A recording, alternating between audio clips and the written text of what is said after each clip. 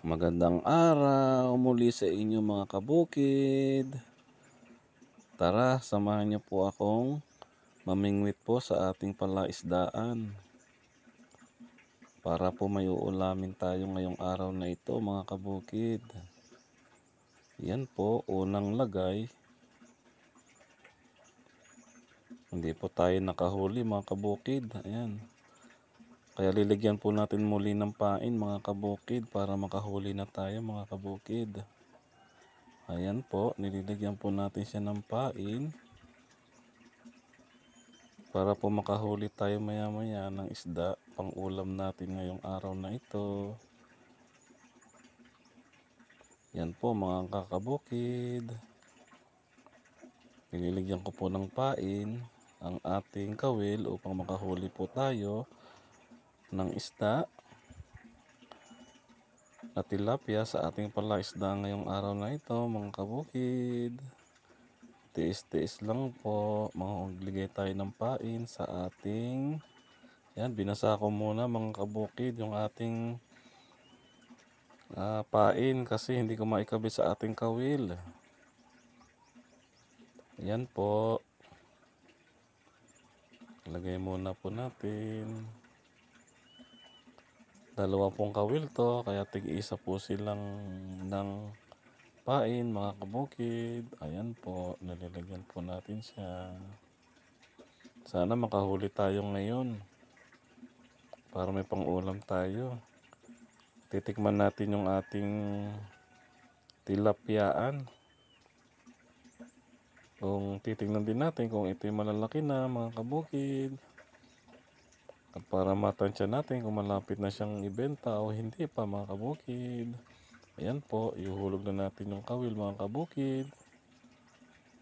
Tingnan natin kung makakahuli tayo. Yan po, kinagat na yung pain. Ayun, nakahuli po tayo mga kabukid. Dalawa agad. Wow, ngayon mga kabukid, may pang-ulam na po tayo sa araw na ito mga kabukid. Ipunin ko lang po yung mga nahuhuli natin. Ligyan ko po sila uli ng pain mga kabukid para madagdagan po ang huli natin sa araw na ito. At least may ulam na po tayo mga kabukid sa araw na ito.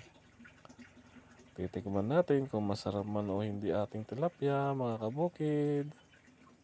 Pero palagay ko po, napakasarap ng mga tilapyang ito kasi sariwa ang tubig. Water flowing po siya. At kinakain po ng ating mga isda, mga kabukid. Binibili po natin to sa palengke mga kabukid.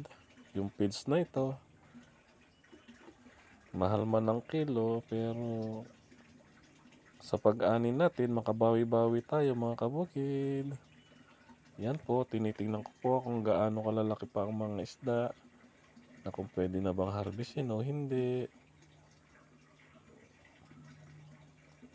Palagay ko mga kabukid, hindi pa ito pwedeng harvestin. Medyo nasa 3 finger pa lang mga kabukid. Yan po, maglagay po tayo uli ng ating pain sa ating kawil upang makahuli na naman tayo muli mga kabukid. Antay-antay lang po tayo. Ayan po.